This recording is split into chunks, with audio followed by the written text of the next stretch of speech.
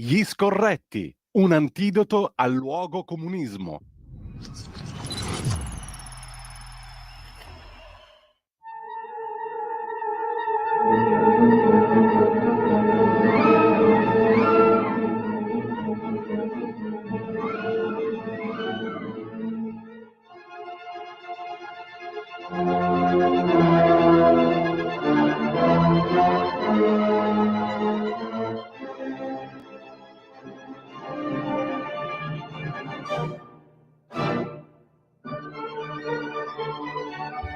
Buongiorno a tutte le ascoltatrici e a tutti gli ascoltatori, bentrovati a un'altra puntata degli Scorretti. Vedo già collegato con noi, lo ringrazio, lo saluto, è un momento un po' difficile ma a maggior ragione lo ringrazio e lo saluto per essere con noi Carlo Cambi. Grazie Carlo, buona mattina. Ciao, buongiorno a tutti e a tutte coloro i quali ci ascoltano. Io però non ti vedo, non so perché, ma vabbè, facciamo finta che ci vediamo. Io invece ti vedo benissimo e vedo anche le nostre immagini appaiate come al solito, quindi mi sa che dalla regia tutto funziona. Sarà un problema mio. Abbi fiducia, tutto funziona regolarmente. Allora Carlo, di che cosa vogliamo parlare? Stamattina in versione un pochino più ridotta perché alle 10:30 ti salutiamo per altri impegni, ma abbiamo una cinquantina di minuti abbondanti, credo, diciamo... Ecco, no, prego Carlo. Vi devo lasciare perché il mio povero chef, che è il mio cagnolino al quale sono legatissimo, sta molto molto male, devo portarlo dal veterinario per decidere che fare della sua vita, e questo mi pare che si leghi a un tema che ho visto oggi sull'Avvenire, non ho trovato su quotidiani, che è questa legge sul fine vita. Io devo dire che ho sempre pensato che non si dovesse legiferare sul fine vita. Mi rendo conto che se avessi ora una legge che mi dà una mano a decidere starei molto meglio. Capisco che è una stupidaggine quella che sto dicendo, ma ve la confido perché lo stato d'animo che si prova per un cane, figurate che cosa si può provare per una persona cara che si vede tanto soffrire. Devo dire che l'impianto di questa legge, che come sapete dovrebbe arrivare in Parlamento ad ottobre, mi pare saggio, perché c'è intanto la richiesta di cure palliative finché c'è speranza. Poi c'è la richiesta di un comitato etico che deve valutare caso per caso e quindi deliberare eventualmente il via libera al suicidio assistito solo in casi in cui effettivamente pare essere l'unica soluzione possibile. E in terza istanza c'è il coinvolgimento totale del... Ora ti vedo anche a te. Bella questa camicia, questa maglietta hawaiana. C'è il coinvolgimento totale del Servizio Sanitario Nazionale per prestare anche negli ultimi istanti di vita il massimo dell'assistenza possibile al cittadino. Ecco, su questa base, ragionando in termini laici, senza appunto mettere in campo eventuali convinzioni di fede, mi pare che sia una legge equilibrata e non sguaiata come quella di chi manifesta io ho sempre pensato che fossero della specie dei becchini ideologici che speculano sulle sofferenze altrui, quelli che non ne hanno fatte delle bandiere, delle battaglie. Ecco, l'unica cosa devo dirti, Carlo, che mi lascia un pochino perplesso, ma da un punto di vista tecnico e con grande rispetto, è il fatto che il comitato etico sia composto da 7 membri che agiscono a livello nazionale, nominato alla Presidenza del Consiglio. Mi sembra un compito troppo verticalizzato. Corretto, anche perché essendo che il servizio comunque è regionale, sappiamo che la sanità è su base regionale, sarebbe necessario che i comitati etici fossero regionali per un motivo molto semplice, che hanno la capacità di comprendere tutto il travaglio che c'è alla base di queste scelte direttamente, perché sono coinvolti sui territori. È sempre il solito ragionamento: perché difendere l'autonomia? Perché su alcune cose la prossimità dell'amministrato con l'amministratore è fondamentale per dare a queste norme la più ampia completezza possibile. Ecco. Io su questo sono d'accordo con te. Sì, perché diventa un compito forse impossibile da svolgere da parte di un solo organismo a livello nazionale, no?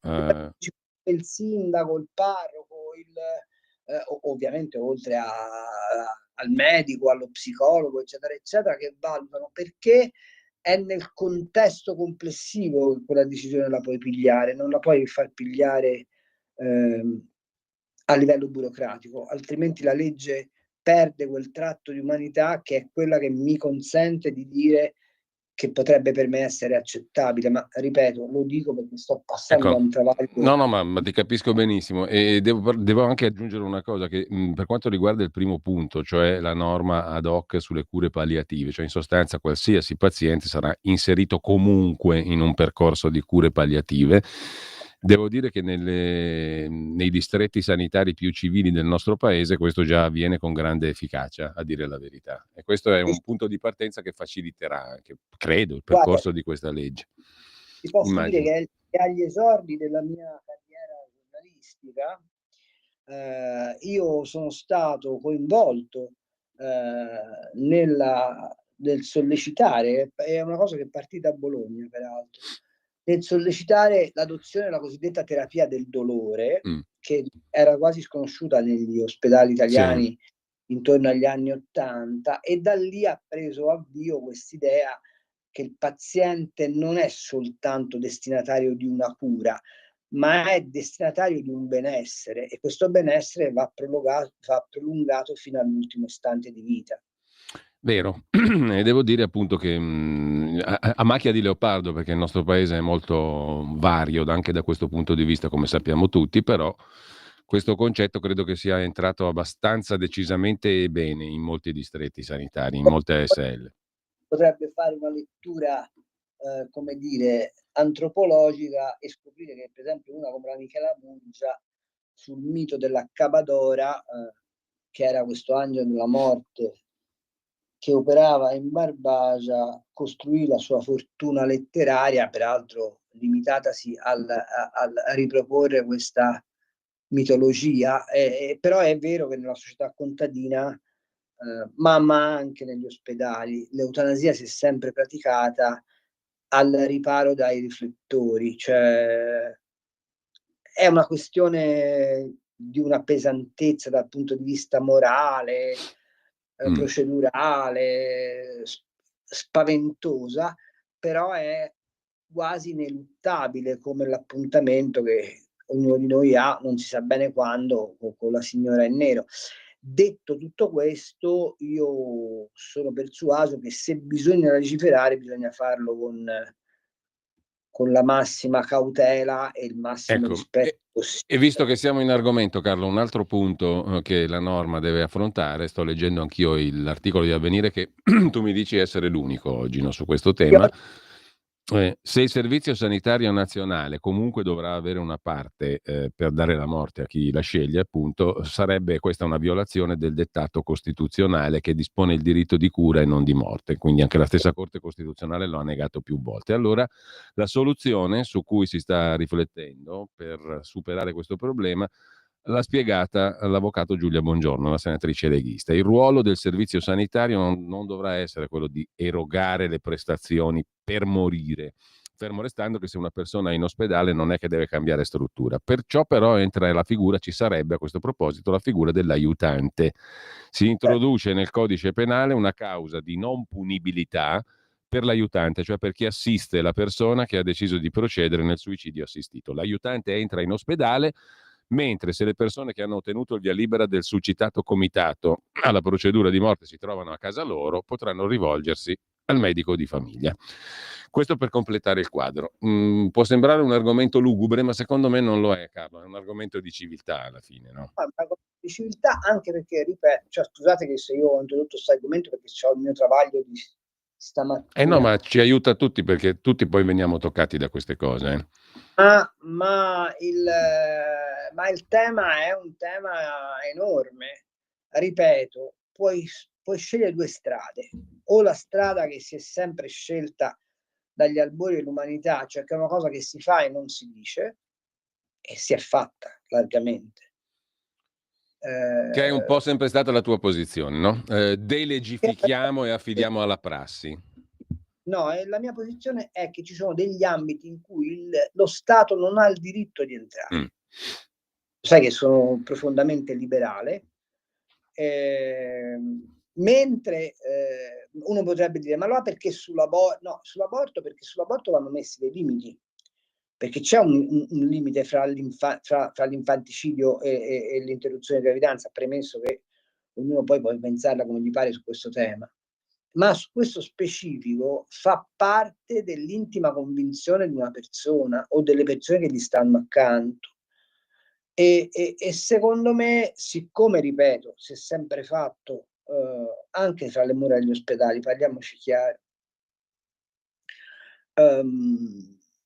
normare eccessivamente finisce per togliere quel dato di intimità a questo momento che secondo me è l'ultimo, ma anche il più alto atto di vita che si compie. Ma questa è una posizione mia, io non pretendo che diventi una No, ma posizione sai che questa politica. cosa io la condivido anche leggendo il bozza del testo che stavamo esaminando, perché probabilmente questo non vorrei che poi normando si ottenesse un risultato contrario a quello che si voleva nelle buone intenzioni, perché fai il passaggio col comitato etico, fai il passaggio con quell'altra cosa, allora alla fine diventa più difficile ancora, non so, questo potrebbe essere il rischio. Poi cioè, come dire, avviluppi, uso questo termine quasi francese che è l'envelope, che in italiano non c'è esattamente, cioè lo metti in un bozzolo burocratico per cui lo fai diventare spietato, secondo me. Sì. Gli togli quella familiarità che ognuno di noi deve avere con la propria esistenza. Però vabbè, ripeto, è una posizione mia, non pretendo che sia una posizione condivisa. Mi rendo conto che nel momento in cui il tema si affronta, necessariamente bisogna porre un perimetro normativo. Mi chiedo se questo perimetro normativo, agitato da coloro i quali scambiano i desideri per diritti, non finisca per fare un buco peggiore mettere una toppa peggiore del buco, insomma. Però vabbè. Già, infatti. Vedremo. Intanto Carlo, tu di che cosa ti stai occupando in particolare in questi giorni? Perché vedo tra l'altro una prima pagina della Verità, e questo è un altro degli argomenti sui quali mi piacerebbe parlare con te stamattina, che in pratica mette quella che sarebbe la notizia del giorno, cioè un sostanziale percorso di pace tra Israele e Iran, come aveva anticipato un po' folcloristicamente forse il presidente degli Stati Uniti Trump, però la Verità la interpreta così, l'evoluzione del quadro bellico e geopolitico internazionale. Un patto fra Trump e Putin che è alla base della tregua in Iran, anche se il cessate il fuoco è precario, sottolinea il quotidiano per cui scrivi. Il presidente americano e quello russo hanno fatto pressioni sui loro rispettivi alleati. E Mosca, la Russia, avrebbe ottenuto in cambio un intervento per congelare la linea del fronte in Ucraina e forse un via libera in Libia. Per fare che cosa poi è tutto da capire. Dall'altra parte c'è la questione di armiamoci, spendiamo sempre più soldi rispetto al PIL per armarci. Questo cosa significa? Che dovremo prima o poi fare una guerra, ricevere un attacco, prepararci a un futuro bellico? Come la vedi tu? Beh, c'è una riflessione che fa oggi il professor Orsina no, la faceva ieri, non mi ricordo se oggi o ieri, insomma, l'ha fatta Orsina che mi trova perfettamente. Ah no, scusami, è una riflessione di Carlo Cottarelli oggi sul Corriere della Sera, che dice: ma insomma, c'è tutta questa paura della Russia. L'Italia aveva il 5% di spesa militare rispetto al PIL nel 54, quando c'era la cortina di ferro e la minaccia sovietica era una minaccia ben più strutturata di quella che può fare Putin. E quindi dice giustamente Cottarelli, anche dentro questo 5% ci dobbiamo guardare dentro, perché ci sono gli stipendi dei militari, perché ci sono le infrastrutture al servizio del movimento dei mezzi blindati, delle truppe. Insomma, se quest'idea del riarmo è una complessiva riorganizzazione delle strutture difensive in termini allargati del paese si può pure pensare che serva a qualcosa. Se invece è una risposta più o meno isterica ad una presunta minaccia, quale quella che dovrebbe essere costituita da Putin, e non si capisce perché si possa essere costituita da Putin e non per esempio da paesi islamici come l'Iran. Da questo punto di vista Claudio Cerasa oggi fa un'ottima riflessione sul Foglio, dicendo: non capisco perché se l'Ucraina viene invasa dalla Russia, allora noi dobbiamo reagire, e se Israele è sotto continua minaccia dell'Iran, allora Israele però diventa uno stato canaglia.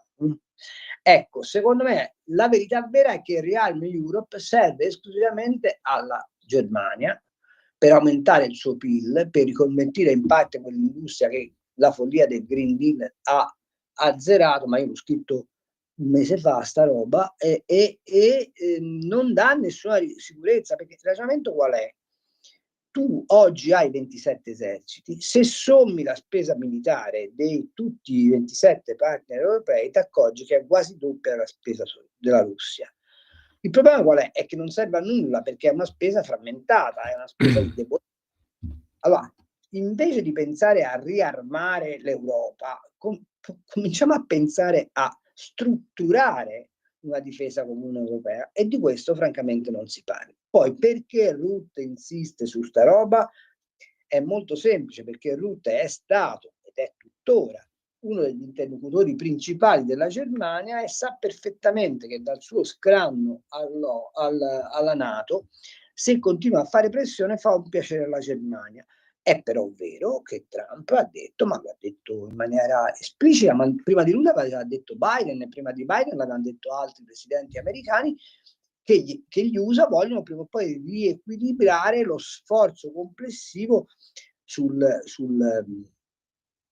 NATO. Ma se tu oggi prendi la dichiarazione che ha fatto Trump, mi pare qualche ora fa, dicendo: non è detto che l'articolo 5 del trattato della NATO è quello che si va in difesa di ogni paese aderente all'alleanza che sia attaccato, non è così ultimativo, è un ulteriore elemento di pressione sugli altri per dire: cominciate a pensare per i fatti vostri, anche perché Trump ha voluto assolutamente tentare la tregua fra Israele e Iran, perché ha una preoccupazione più grande, che è l'Indo-Pacifico, ragazzi. Cioè, se la Cina attacca Taiwan, e se la Cina comincia ad avere mire, come pare avere mire espansionistiche su tutto il sud-est asiatico, il vero conflitto sta là.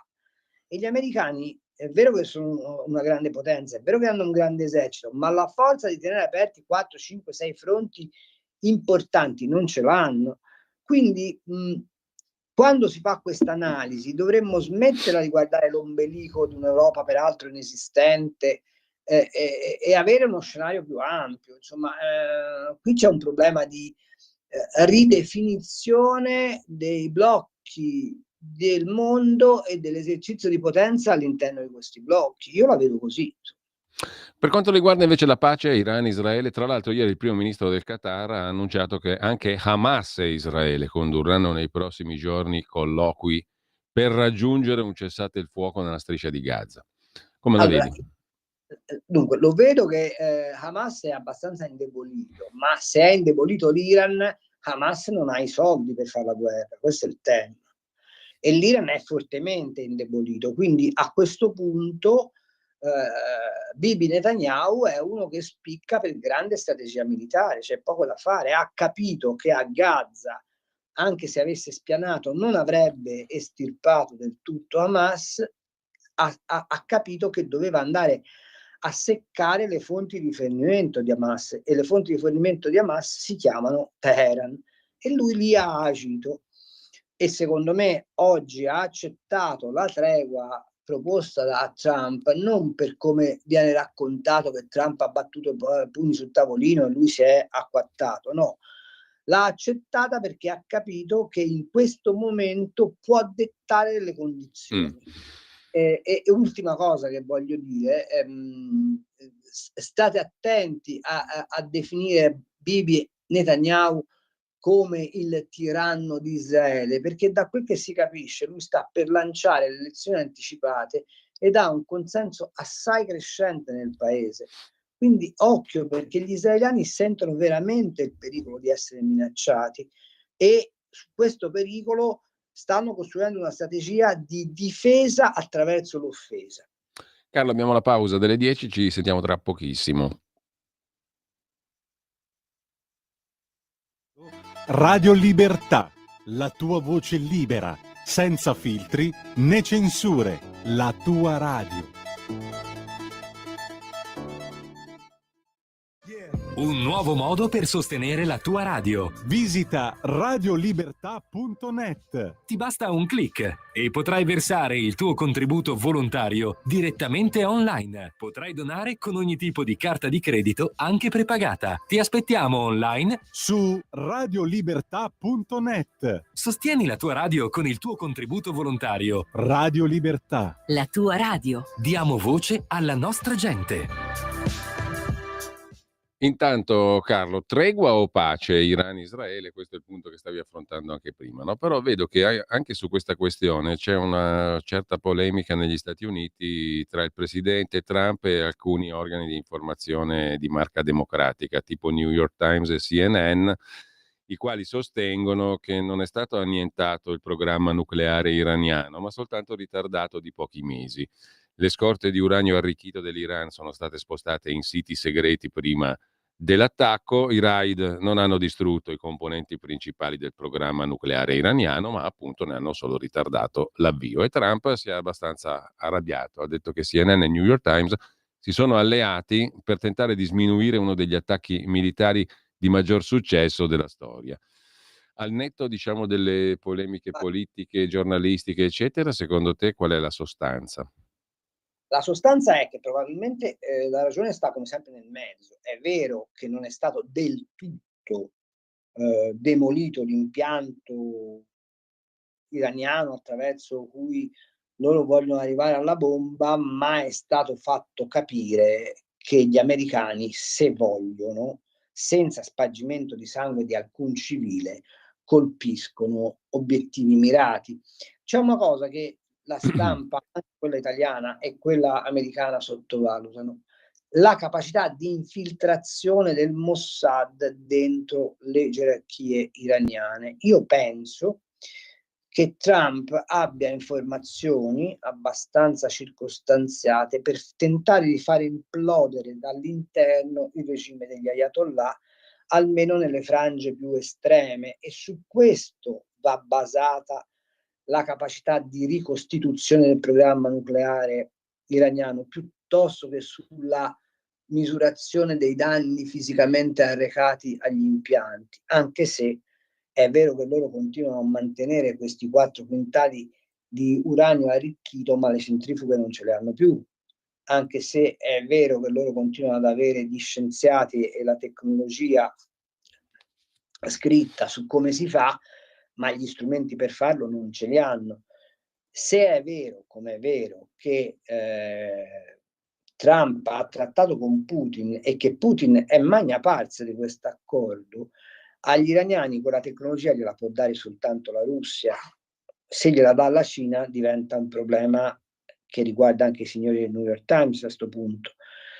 E non credo che Putin abbia voglia di giocarsi le residue speranze di incassare un successo, o meglio, di incassare uno stop in Ucraina che lui può travestire da successo per fare un piacere a 4 cenciosi che portano un mantello nero quali sono gli Ayatollah. Quindi la vedo così. Cioè, probabilmente è vero che non è azzerato il programma, ma è anche vero che ci sono tutte le condizioni perché l'Iran si senta in questo momento fortemente minacciato. Senti, ti scrive Maurizio: Carlo Coraggio, ti sono vicino, essendoci passato, pensa al suo bene e cosa ti dicono i suoi occhi. E naturalmente... Quello. È che gli occhi non mi dicono ancora quello che mi vorrei sentir dire dagli occhi. Mentre Stefano, allargando il discorso anche al al punto della legge sulla fine della vita di cui parlavamo prima, osserva. E intanto apriamo anche le linee per chi volesse intervenire allo 02 92 94 7222. Stefano, dicevo, scrive invece via WhatsApp, potete scrivere e mandare anche messaggi audio al 340 6709 659. La mia opinione è che qualunque cosa si decida o legge si voglia produrre, il paletto è evitare assolutamente la possibilità o anche solo che si inizi a discutere della possibilità che ci sia lo Stato a decidere. Vedasi la bambina inglese arrivata alle nostre cronache perché condannata a morte da un giudice contro la volontà dei genitori, nonostante perfino l'Italia avesse offerto cittadinanza e cure gratuite di accompagnamento alla sua fine naturale. Questa per me non è pietà, scrive Stefano.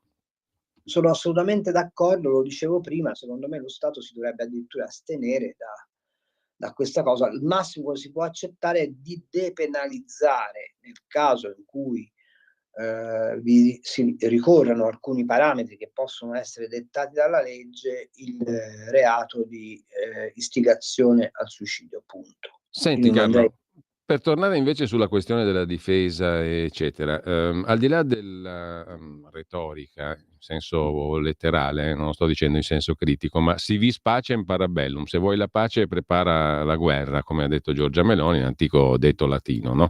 In che senso mi viene da dire? Perché io non è che l'abbia molto ben capito cosa significa. Cioè, ovviamente letteralmente sì, ma in pratica, da un punto di vista politico e programmatico, cosa significa?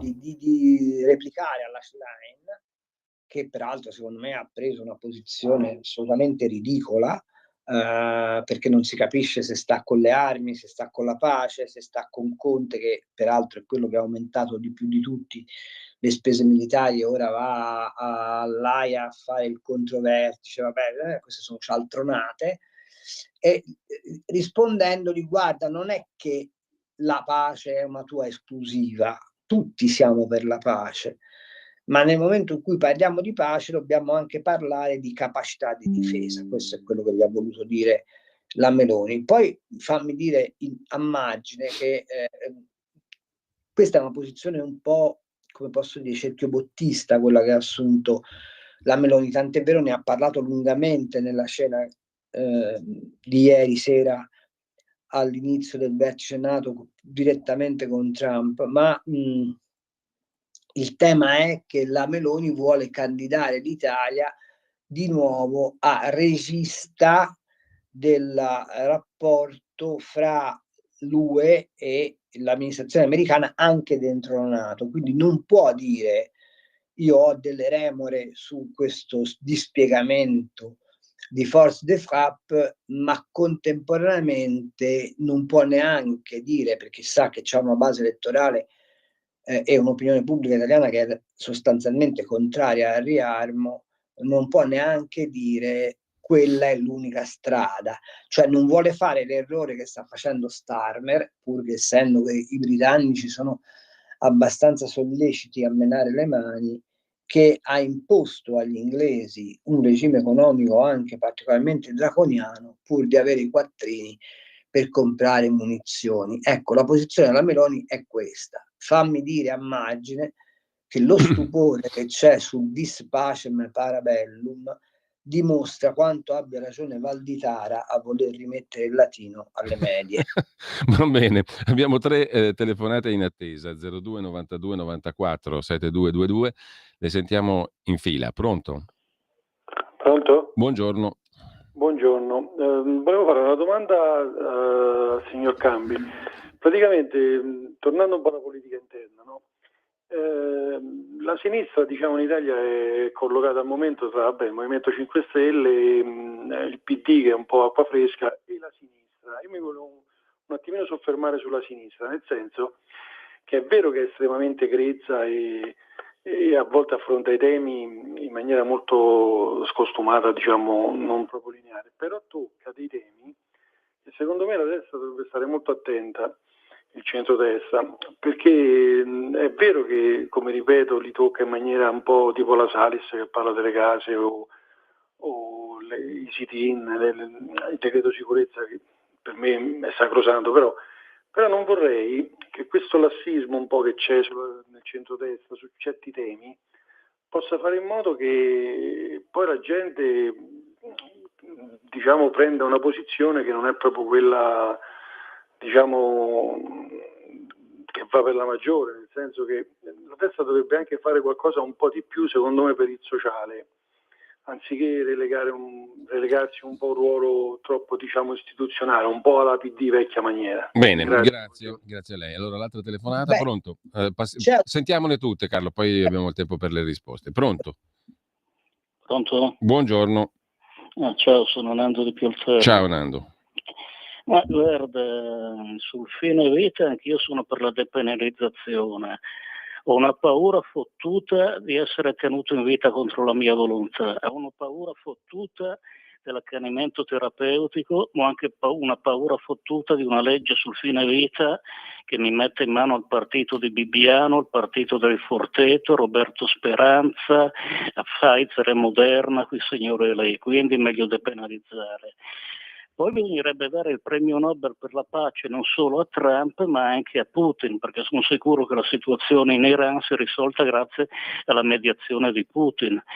Ci scommetterei quello che volete che quei 400 kg di uranio arricchito non sono più in Iran, altrimenti Israele non si sarebbe fermata e probabilmente quel camion su cui li hanno caricati li ha già portati in qualche cavone la Santa Madre Russia, dove Putin ha assicurato agli iraniani che quel materiale sarà al sicuro, non lo consegnerà né a Israele né agli americani, bla bla bla bla. Quindi il merito è tanto di Putin quanto di Trump, secondo me. Bene, Ciao. grazie Nando. Terza telefonata, poi la parola a Carlo Cambi. Pronto? Pronto, buongiorno. Buongiorno, Sì, Cambi. buongiorno, non la sentivamo, prego.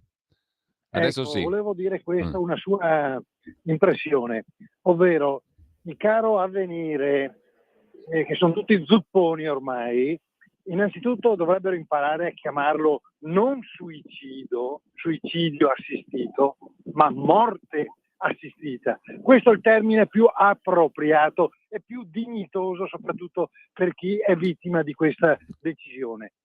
2, il signor Zuppone non si è ancora accorto che la sanità pubblica finanzia le cure a quelli che fumano e si causano volontariamente il tumore, e su questi non c'è niente da dire? Grazie. Allora Carlo, mi dicono ci sono altre 2 telefonate, però spazio per le risposte intanto, se gli ascoltatori possono attendere un attimo. Il tema della sinistra, del centrodestra, il sociale. Allora, intanto c'è dentro Fratelli d'Italia c'è la componente della cosiddetta destra sociale che a questi temi comunque presta attenzione, solo che loro li hanno monetizzati caricando sull'ISEE una serie di risorse, secondo me, che squilibrano il quadro complessivo della società. Basta leggersi i report di Brambilla, di itinerari previdenziali, per avere contezza di quanto questo ricorso continuo ai bonus, all'ISEE, eccetera, eccetera, squilibri sostanzialmente il paese. Detto questo, c'è un signore che sta facendo un mestiere che dice lei, si chiama Marco Rizzo. Marco Rizzo sta bombardando il nuovo comunismo della Schlein da posizioni di sinistra e sostanzialmente si è convertito o comunque sta convergendo sulla destra. La cosa che lei dice, che ha secondo me un qualche senso, è evitare lo sfaldamento del centrodestra con l'eccessivo appiattimento che Tajani sta avendo sulle posizioni del PPE per cercare di conquistare lui i dissidenti del PD, quindi spostandosi progressivamente non su una posizione, quale dice lei, di considerazione delle istanze, diciamo, sociali, tanto per capirci, ma il discorso sarebbe molto più complesso, ma per pigliare invece gli aristocratici del PD che non ce la fanno, non possono più con la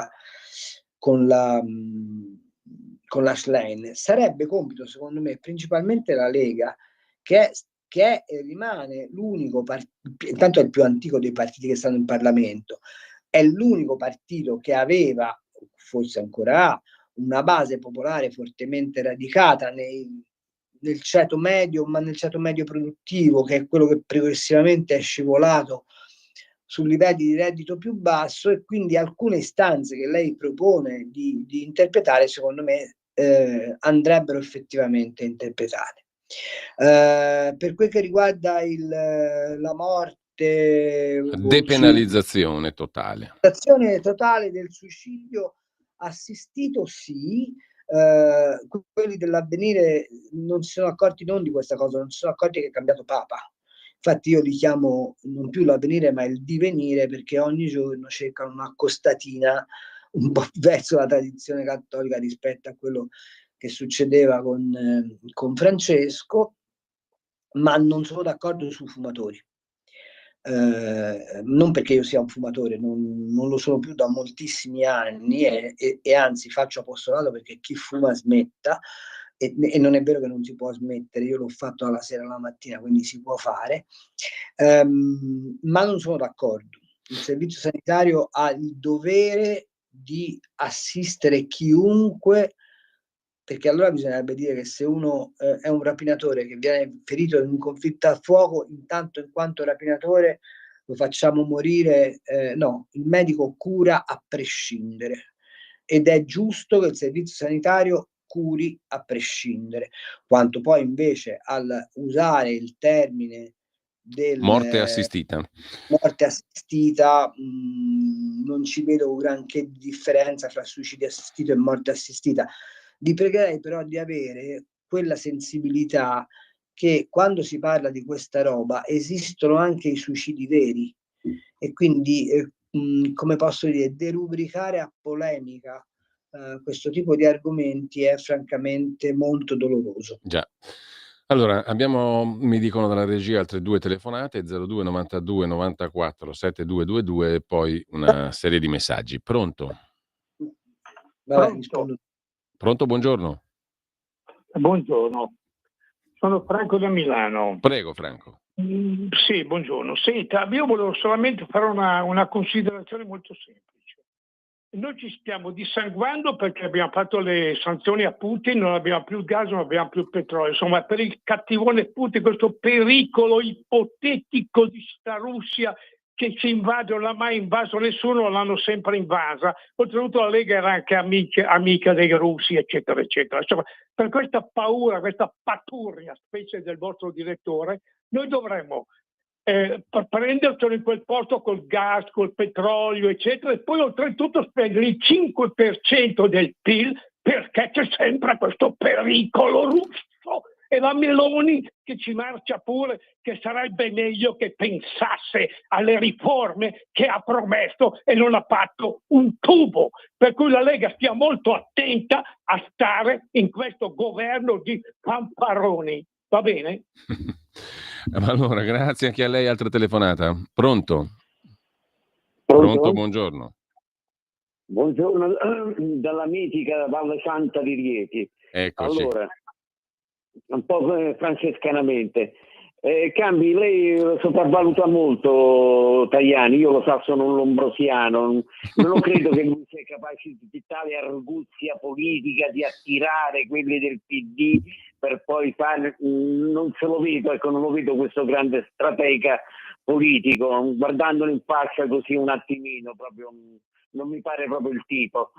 Ma qualcuno nel centrodestra si sta accorgendo io lo vado denunciando, della preponderanza che c'è, dello spostamento a sinistra anche del povero Paolino del Debbio, Paoluccio nostro, che lo vedo proprio in grande confusione, ha incapacità di eloquio, di memoria, di parlantina.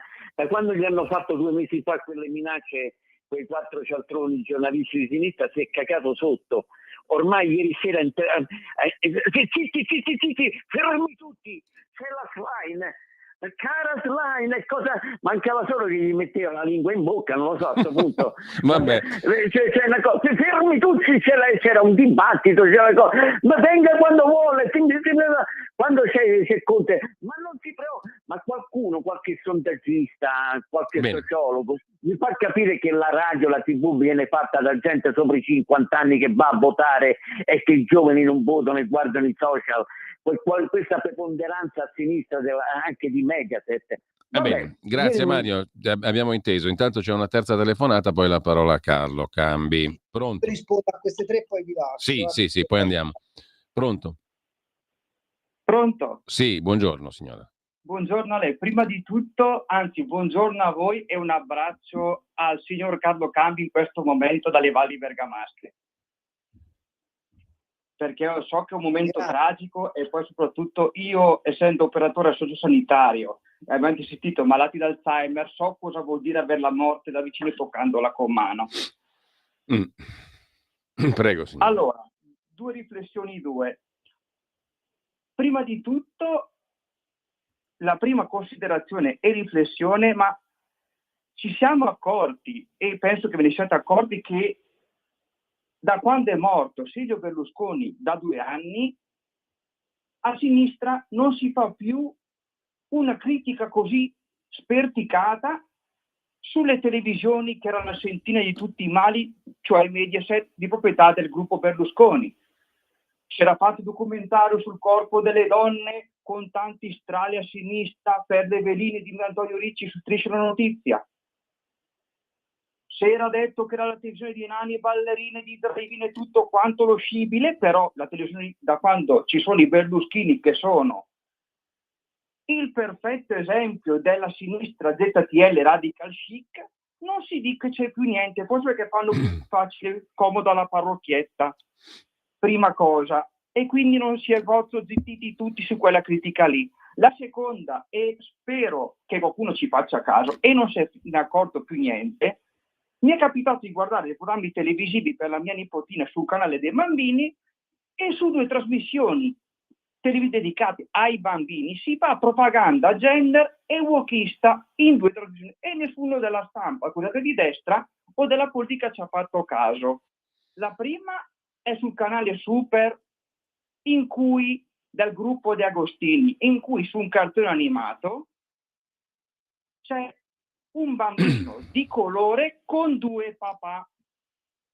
Su un canale del gruppo Mediaset, il canale Boy per bambini, in una serie odierna adesso chiamata Big Nay, c'è una bambina di colore, ripeto, di colore, in cui incontra la sua insegnante di teatro, che è sposata con una donna, dice è mia moglie, e lei fa tutto un immaginario pieno di arcobaleni e unicorni. Se vi sembra normale per i bambini questo, in Italia io non lo so. Buongiorno. Grazie signora. Aggiungo, Carlo, poi ti lascio subito la parola e chiudiamo. Roberto che ti scrive, nel consiglio al signor Cambi di non separarsi dal suo amico nemmeno nella decisione estrema. L'animale va accompagnato, mai separarsi anche in quel momento, in quanto se si separasse l'amico si sentirebbe abbandonato. E poi Luciana da Muggiotti è vicina e tanti altri. Ma ti lascio la parola, poi ci salutiamo, Carlo. Ovviamente Chef sarà accompagnato da noi fino all'ultimo respiro, questo ve lo posso assicurare. Per quel che riguarda le risposte, ripiglio il premio Nobel a Putin. Non so se Putin valga il Nobel, sicuramente Putin ha frenato gli ayatollah, e questa ipotesi che abbia lui un deposito d'uranio arricchito ci può stare, ma ci può anche stare l'ipotesi che, appunto, come vi dicevo, non avendo gli iraniani più gli strumenti per arricchire l'uranio, e che potrebbero essere forniti solo dalla Russia, Putin abbia giurato che non li fornirà. Sicuramente in cambio vorrà qualcosa sull'Ucraina. Per quel che riguarda l'ultima telefonata, andrò a controllare questa cosa perché francamente mi fa un po' specie.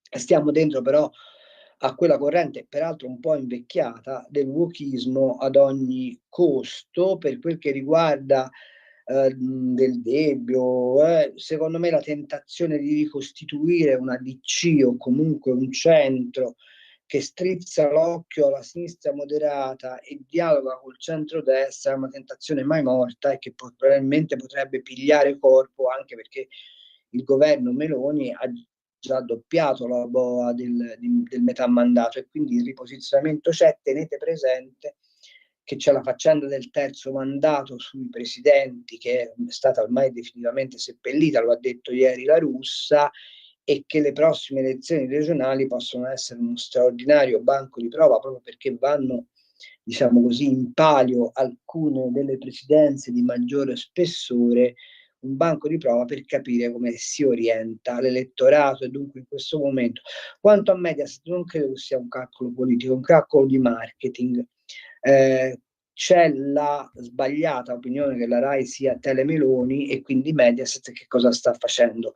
Cerca di collocarsi fra la radicalità di Cairo e la presunta filogovernatività della RAI, e sta lì nel mezzo, per cui se ci fate caso, per esempio Rete 4, che è la rete deputata ad ospitare le posizioni politiche, ha una serie di programmi che si contraddicono l'uno con l'altro proprio per essere cerchio bottista. Credo che i Berlusconi non abbiano un problema di schieramento, hanno semplicemente un problema di fatturato. Credo di aver risposto a tutto, no? Sì, Carlo, sì. Allora io su questo vi abbraccio, vi saluto anche te, caro Giulio, e niente, ci sentiamo mercoledì Ci risentiamo. prossimo. Un abbraccio grande, Carlo. Ciao. Ti siamo Ciao. vicini in tanti. Ciao.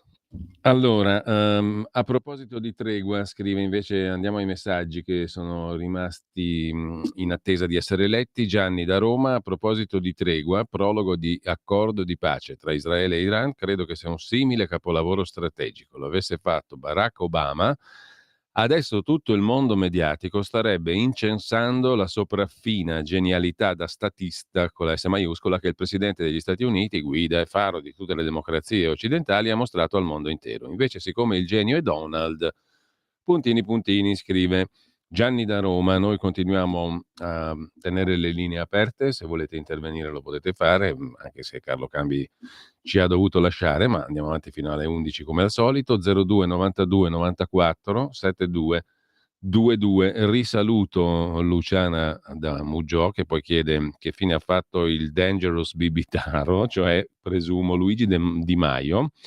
Che fine ha fatto Luigi Di Maio? Mi sembra una buona fine, un'ottima fine dal suo punto di vista. Comunque Marco, l'unica risposta a queste leggi come sull'aborto è no. Credo si stia parlando della fine della vita. Poi pure per chi non ci crede, scegliere di uccidersi porta alla sofferenza eterna. Questo non lo ricorda mai nessuno. E ancora Fabio da Udine, volevo chiedere al mitico Carlo Cambi cosa ne pensa dell'affare Coppa e Gazzacola, ma Cambio non c'è, mi sembra che se ne sia parlato abbastanza stamattina. Messaggio per Carlo da Federica, provincia di Bologna: sono contraria all'eutanasia di Stato, però nel bolognese esistono due importanti strutture sanitarie. Ci sono gli hospice che applicano le cure palliative, scrive Federica. In una di queste strutture c'è stato anche mio suocero. Altro messaggio: credo che Giorgia Meloni non sia adatta a reggere un momento storico così complesso. Per me è un danno per l'Italia.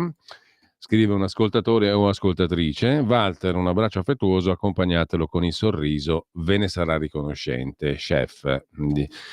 Il cane di Carlo Cambi. Alberto da Colnago, in merito all'uranio dell'Iran portato via dalla centrale iraniana con i camion, possibile che nessuno dica che, avendo fotografato gli stessi camion nei pressi della centrale, è presumibile che gli americani attraverso il satellite abbiano seguito la colonna fino a destinazione, indi per cui sappiano con sicurezza dove si trova il tutto? Così scrive Alberto da Colnago. Con ciò abbiamo per il momento letto tutti i messaggi. Potete continuare a scrivere se volete al 340 6709 659, così come potete anche intervenire allo 02 92 94 7222. Un piccolo refresh dell'agenzia ANSA e poi andiamo in pausa. Primo piano ancora dedicato al vertice dell'Alleanza Atlantica, con le parole del segretario dell'Alleanza Atlantica medesima, ovvero Rutte, il quale dice che ci vuole più impegno europeo nella NATO, e questo non è un favore. E le decisioni saranno pur dure, ma i politici dovranno trovare i soldi. È possibile raggiungere il 5% sul PIL in spese della difesa, anche se non è facile, ma dobbiamo cambiare il metodo di calcolo dei bilanci nell'Unione Europea, altrimenti è impossibile, nessuno ce la farà, non importa cosa dicono. Questo invece l'ha detto il premier ungherese Orban al vertice della NATO. La vera minaccia per me è la mancanza di competitività. La Russia non è forte abbastanza per rappresentare una minaccia alla NATO. Noi siamo molto più forti, ha detto il premier ungherese, mentre il cancelliere tedesco Friedrich Merz ha dichiarato a sua volta: voglio chiarire che le decisioni che prendiamo non sono prese per fare un favore a nessuno, ma piuttosto sulla base della nostra consapevolezza e convinzione che la NATO nel suo complesso, questo vale soprattutto per la componente europea, debba impegnarsi di più nei prossimi anni per garantire la propria capacità di difesa. Mi aspetto che prenderemo una decisione congiunta per dotare la NATO di maggiori risorse con un ulteriore 3,5% e l'1,5% per le infrastrutture delle nostre forze armate. Tutto questo avverrà con grande accordo. Concordiamo sul fatto che la situazione è cambiata e la minaccia riguarda in particolare la Russia, che non minaccia solo l'Ucraina, ma l'intera pace, l'intero ordine politico del nostro continente. Così ha detto il cancelliere tedesco Merz. Poi c'è un'altra notizia di carattere invece economico, bancario, finanziario. La Banca Centrale Europea ha rilasciato a Monte Paschi Siena l'autorizzazione per l'acquisizione diretta di una partecipazione di controllo in Mediobanca, indiretta in Mediobanca Premier e Compass Banca. La Banca Centrale Europea ha rilasciato anche via libera ad acquisire una partecipazione in Mediobanca il cui valore eccede il 10% del patrimonio di vigilanza nel gruppo e nelle rilevanti partecipazioni indirette. Lo comunica il Monte dei Paschi in una nota. Una serie di altre cose che Montepaschi deve fare, ma questa sostanzialmente la notizia è questa: via libera della BCE, della Banca Centrale Europea, a Monte Paschi Siena ad acquisire il controllo di Mediobanca. E ci fermiamo qualche minuto. Stai ascoltando Radio Libertà, la tua voce libera, senza filtri né censura. La tua radio. Lo amiamo perché ci offre sempre le cose più buone e naturali. Linea Alberto Acerbis. Eccoci qua, cari amiche e cari amici di Radio Libertà. Oh, l'estate è arrivata, sembra che ci siamo, sembra che qualcosa stia cambiando, un pochettino di sole fa bene alla salute, fa bene allo spirito, fa bene a tante cose. Però in questo periodo, cari amici di Radio Libertà, cosa succede? Ma dai la bruschettina, ma dai la patatina, ma dai quello lì, ma dai quello là, e chi soffre di problemi gastroesofagei, quindi penso al bruciore di stomaco, al reflusso, alla pancia gonfia, alla cattiva digestione, all'amaro in bocca. Queste qua sono stagioni un po' particolari perché lo faccio io, lo farete anche voi, si mangia un pochettino di più, si assaggia un pochettino di più.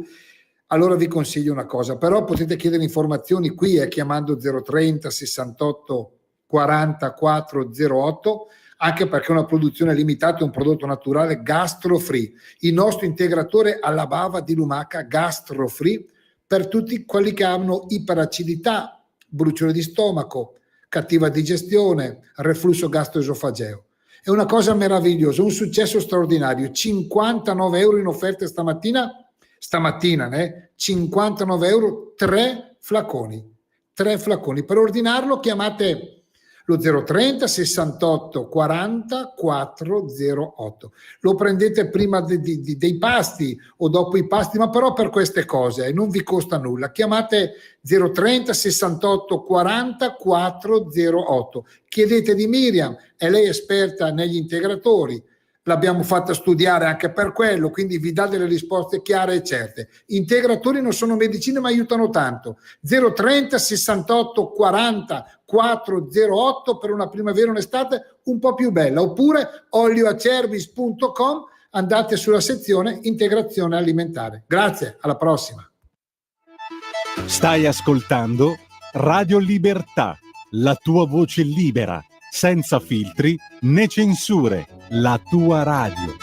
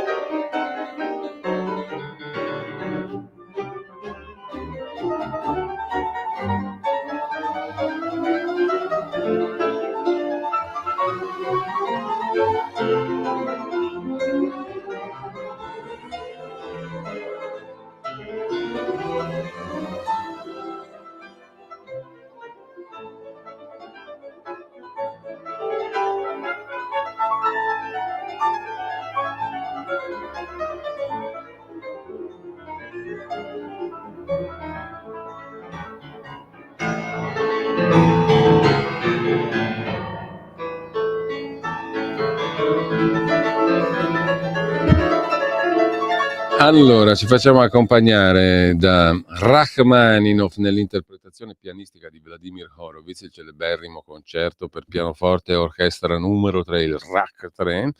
Intanto però c'è una notizia di primo piano dell'agenzia ANSA circa la questione Iran, che ha sospeso la collaborazione con l'AIEA, cioè con l'ente atomico delle Nazioni Unite, fin quando la sicurezza degli impianti nucleari non sarà garantita. Però per aprire a colloqui diretti con gli Stati Uniti, i legislatori iraniani hanno votato a favore della sospensione della cooperazione con l'AIEA, cioè con l'ente atomico dell'ONU, secondo quanto riportato dalla TV di Stato. L'Agenzia internazionale per l'energia atomica, che si è rifiutata di condannare anche solo marginalmente l'attacco agli impianti nucleari iraniani, ha messo a repentaglio la propria credibilità internazionale, ha dichiarato il presidente del Parlamento iraniano Mohammad Bagher Ghalibaf, annunciando che l'Organizzazione per l'energia atomica dell'Iran sospenderà la sua cooperazione con AIEA fino a quando la sicurezza degli impianti nucleari non sarà garantita. L'Iran è pronto a risolvere i problemi con gli Stati Uniti sulla base del quadro internazionale. Non chiediamo altro che i nostri diritti, ha detto il presidente iraniano Pezeshkian in una conversazione telefonica con il principe ereditario saudita Mohammed bin Salman. L'esercito israeliano, per parte sua, ha dichiarato che è ancora presto per valutare i danni causati ai siti nucleari iraniani. È ancora presto, ha dichiarato il portavoce militare israeliano Effi Defrin.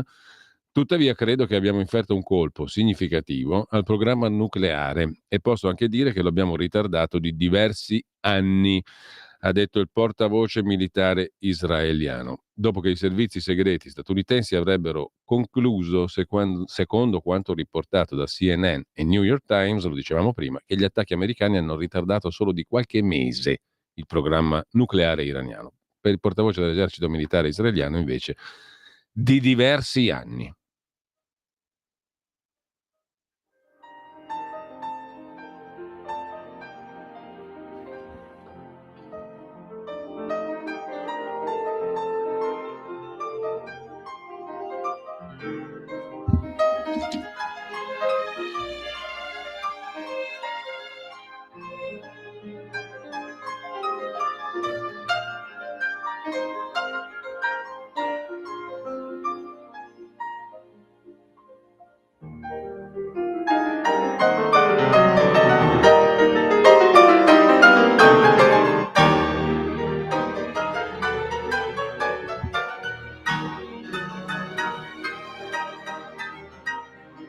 E intanto, come riportano le agenzie ANSA e France Press, l'Iran ha annunciato oggi di avere impiccato 3 uomini ritenuti spie al servizio di Israele, il giorno dopo l'entrata in vigore della tregua tra la Repubblica Islamica e appunto lo Stato ebraico.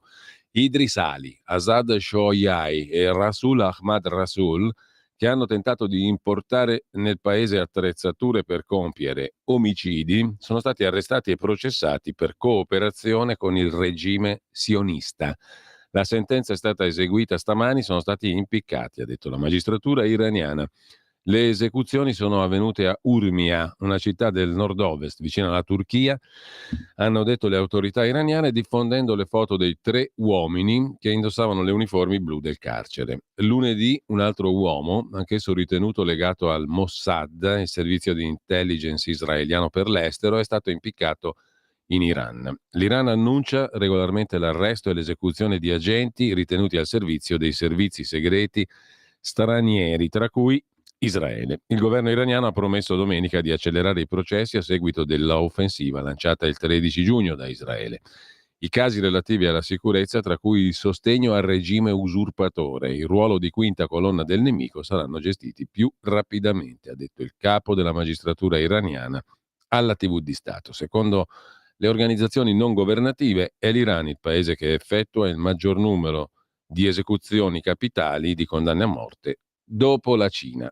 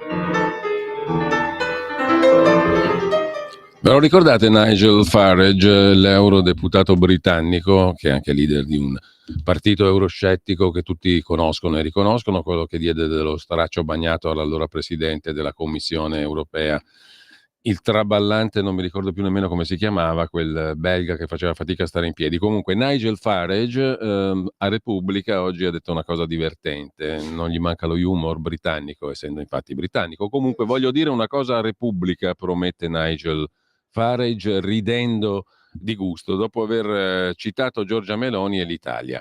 Ora sono cavoli vostri, verremo a riprenderci tutti i milionari che Milano ci ha rubato.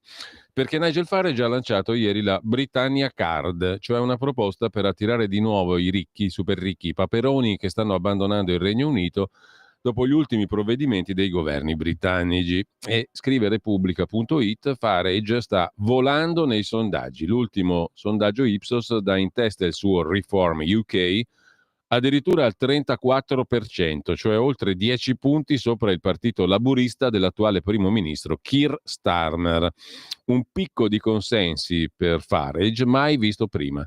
In teoria mancano ancora 4 anni alle elezioni, quindi campa a cavallo, a meno che Keir Starmer non decida di anticiparle. In ogni caso, Nigel Farage non è mai stato così vicino a Downing Street, scrive ancora Repubblica, e dunque, sfruttando il momentum, ogni settimana annuncia una nuova proposta con un obiettivo chiaro: corteggiare i ricchi da fan della deregulation, quale è sempre stato Farage, e allo stesso tempo conquistare la classe operaia, la working class, sempre più disillusa dal partito laburista e affascinata dal leader populista Farage.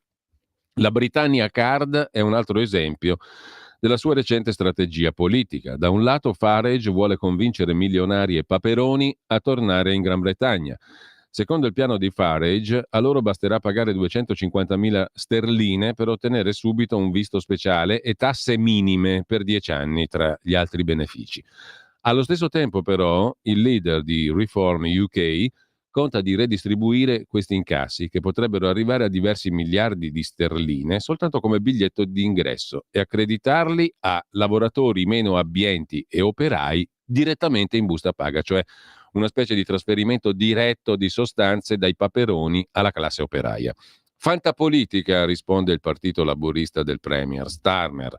Ancora una volta Farage favorisce i più ricchi del paese, offrendo loro agevolazioni inaudite, e però Le proposte del leader di Reform UK, per quanto discutibili, evidenziano, scrive ancora Repubblica, un problema innegabile nel Regno Unito. I milionari stanno scappando in massa, anche a Milano. Ve li riporteremo via da Milano, ha detto Farage, e con loro l'indotto che la loro presenza genera. Come riporta il Times di oggi, dopo già i 10.800 del 2024, soltanto nel 2025 il Regno Unito dovrebbe perdere addirittura altri 16.500 cittadini con più di $1 milione di beni, di asset, ma che preferiscono diventare residenti in altri paesi con meno limiti alla loro ricchezza e tasse più benevole. Così su Repubblica. Intanto però mi dicono dalla regia abbiamo una telefonata, quindi linee aperte se volete, abbiamo un quarto d'ora, 02 92 94 7222, messaggi al 340 via WhatsApp 340 6709 659. Sentiamo un po'.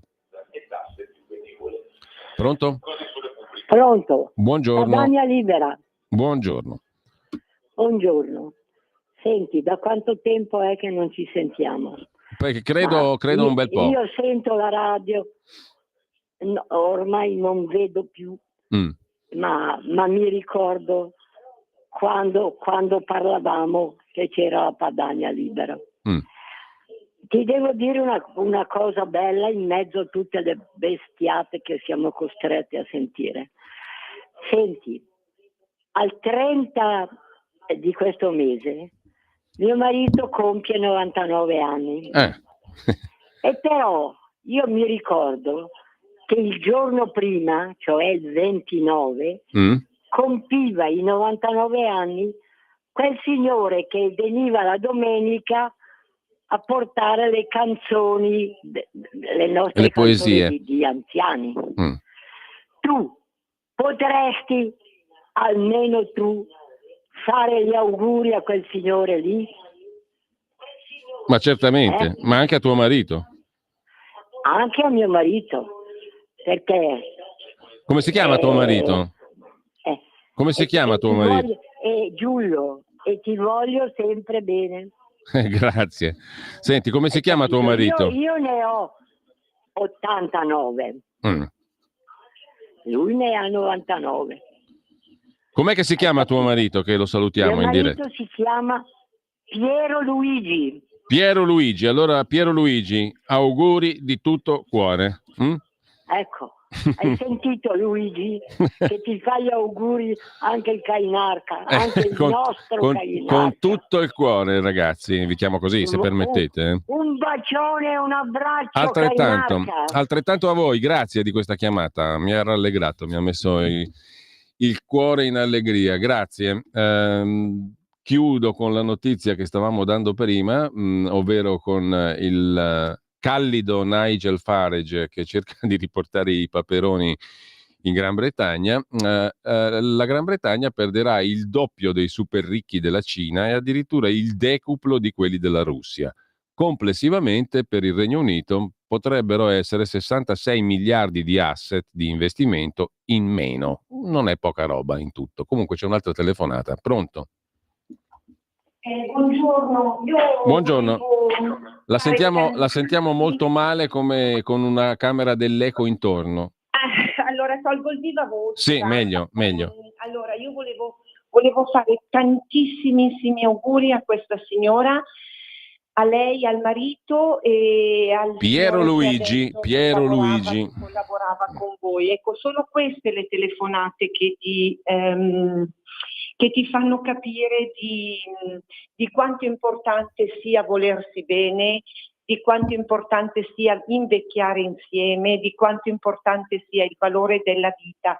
Contro tutte le brutture che sentiamo e che vediamo in questi mesi, in questi anni, con queste leggi che vogliono mettere l'uomo a legiferare su tutto, l'uomo che vuole diventare come il creatore. Purtroppo queste telefonate, ecco, davvero ti mettono allegria, ti mettono una voglia di vivere, una voglia di guardare le cose ancora di più in modo positivo.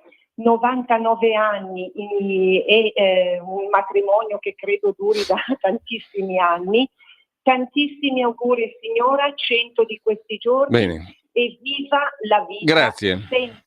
Grazie anche a lei, ci associamo. Intanto chiudiamo il discorso per praticità, o meglio, per completezza rispetto a quello che stavamo dicendo. Come ha fatto la Gran Bretagna a ridursi così, cioè a perdere 66 miliardi di beni di investimento?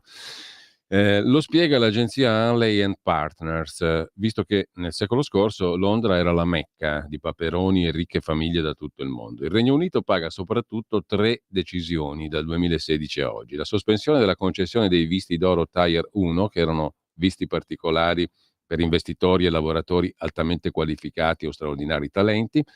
Secondo motivo di impoverimento, una delle tasse di successione più alte al mondo, al 40%, ma anche sui capital gains, e soprattutto la revoca dello status di non-dom, cioè di non domiciliato, ovvero fino allo scorso aprile, dietro il pagamento di cifre relativamente basse, 30 o 60 mila sterline all'anno, in Gran Bretagna si poteva risiedere sul territorio britannico, ma si poteva pagare le tasse su guadagni e asset generati all'estero in un altro paese dove i livelli di tassazione sono più bassi di quello britannico.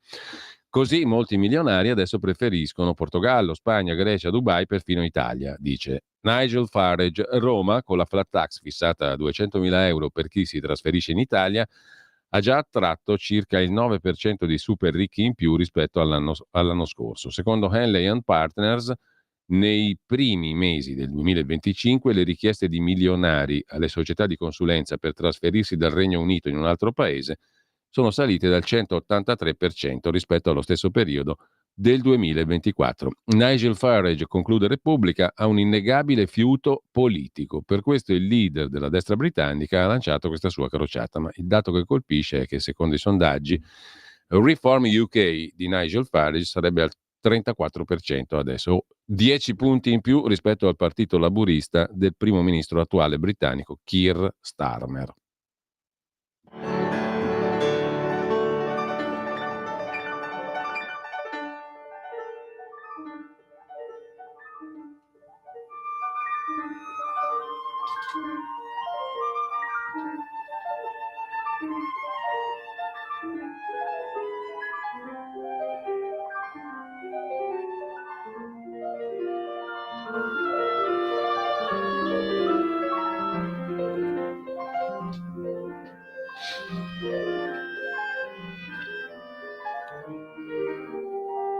La home page dell'agenzia ANSA ricorda anche la figura di Lea Massari, star del cinema anni 60 e 70, che l'ANSA definisce antidiva per eccellenza. A 91 anni è morta lunedì scorso nella sua casa ai Parioli, a Roma. Era assistita da tempo dopo una caduta in casa. Ieri si è svolto il funerale in forma strettamente privata nella cattedrale di Sutri a Viterbo e poi la sepoltura nel cimitero comunale dove la famiglia possiede una cappella. In Italia, ricorda l'agenzia ANSA, Lea Massari lavorò con i più grandi: Sergio Leone nel suo esordio, Il colosso di Rodi, Dino Risi nel film Una vita difficile con Alberto Sordi, tra l'altro se vi capita recuperatelo perché ancora oggi è un film di straordinaria efficacia, Nanni Loi, Giuseppe Bertolucci, Fratelli Taviani. Fu soprattutto l'icona del capolavoro di Michelangelo Antonioni, il film L'avventura. Fu la Francia a riconoscere però in pieno il suo talento. Su 55 registi che l'hanno diretta, solo 29 erano italiani. In teatro fu la prima Rosetta del Rugantino di Garinei e Giovannini, in TV indimenticabili le sue interpretazioni della Monaca di Monza, I Promessi Sposi del 1967 e di Anna Karenina 1974, dirette da Sandro Bolchi. Da oltre 30 anni Lea Massari si era ritirata a vita privata, scegliendo a soli 57 anni di tenersi lontana dai riflettori.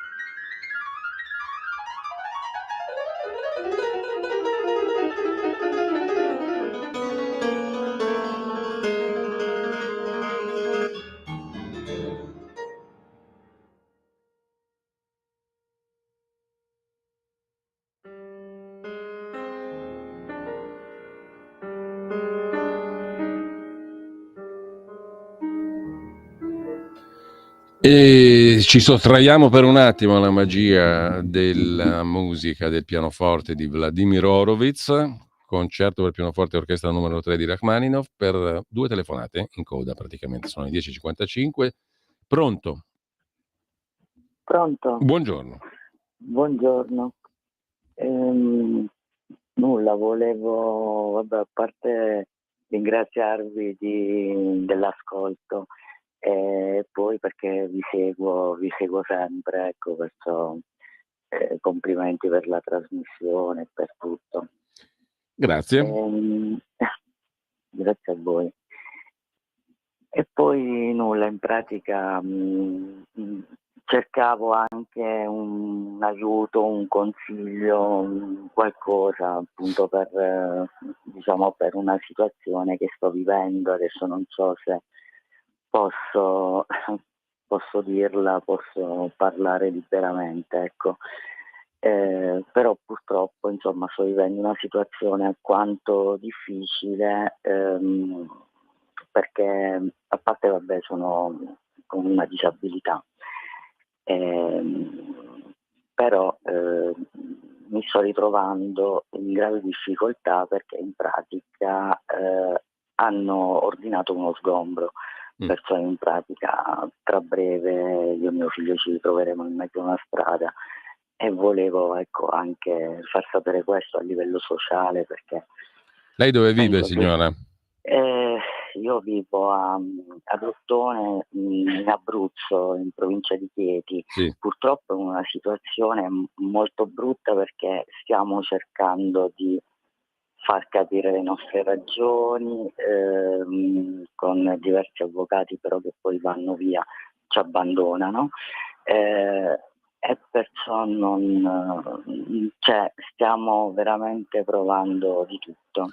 Signora, io le posso dire una cosa, se sta un attimo in attesa, in regia lascia il suo numero, perché adesso è molto difficile entrare in un argomento complesso in pochi minuti. Se ci può Però se lei rimane in attesa un attimo con la regia, lascia i suoi dati, il suo numero e ne prendiamo nota. Intanto la saluto e la sto ringrazio. cercando veramente un aiuto e vi seguo sempre, so che voi siete molto a livello sociale, date consigli, date Guardi, io non le posso pareri. garantire ovviamente nulla, però lei rimanga in attesa, lasci il suo numero adesso alla regia, così poi magari la facciamo contattare.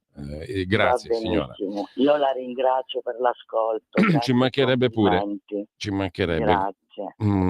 Saluto a Buona lei. giornata. Abbiamo forse il tempo dell'ultima telefonata, giusto appunto, e poi chiudiamo sulle note di Rachmaninoff e Vladimir Horowitz. Pronto? Sì, pronto. Buongiorno. Buongiorno, Dario, chiamo da Valdobbiadene. Salve Dario.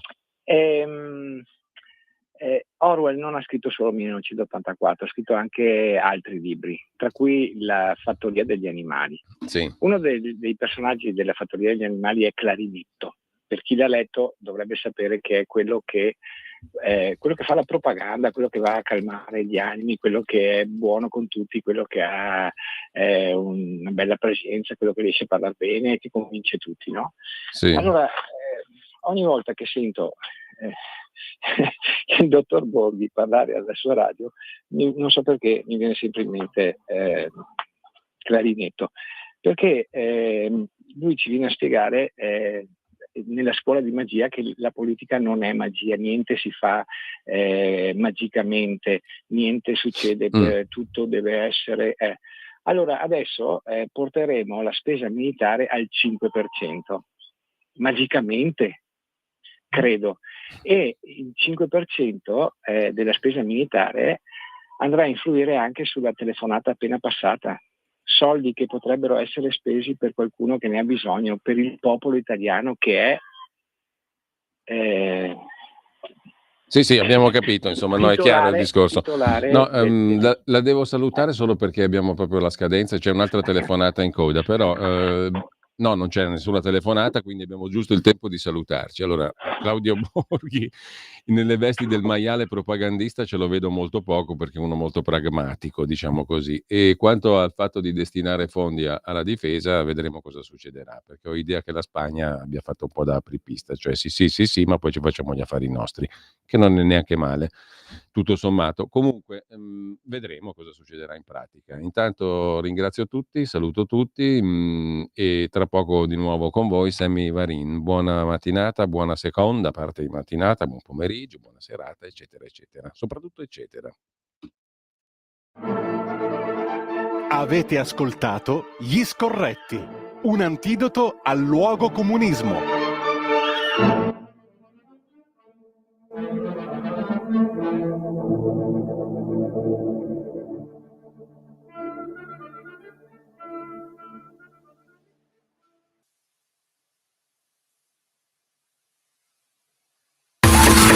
Ehi tu, non trovi più il segnale di Radio Libertà sulla tua radio DAB? Non disperarti, risintonizza. Sì, ma come? È facile, tasto menu, poi scegli il tasto corrispondente alla ricerca automatica dei canali, attendi qualche minuto e tutte le stazioni DAB della tua zona saranno disponibili.